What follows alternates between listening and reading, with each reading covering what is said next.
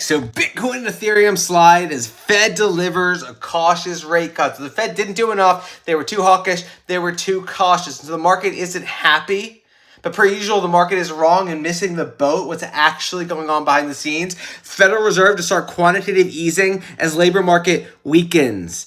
So we've seen in these past crashes, like the pandemic crash, like the global financial crisis, the market weakens. They say the Fed isn't doing enough. The Fed starts printing money and markets rebound. So it's just a typical waiting game, short-term noise, everything essentially planned and manipulated. So early stage investors who make life-changing returns like all the crypto millionaires before just had to ride out the volatility and understand what's going on. But here's the good news. In blue, we see the dovish leaning of the Federal Reserve. In orange, we see hawkish leaning. So hawkish is bearish, blue is dovish. What we're seeing is for the first time in a long time, the Federal Reserve is leaning dovish, going back to 2020 when Bitcoin was 3,000. It moved up to 69K here. Look at where we are right now. We're back at the generational buying opportunity like we had in 2020. So that is absolutely massive. Here's what's actually going on in crypto.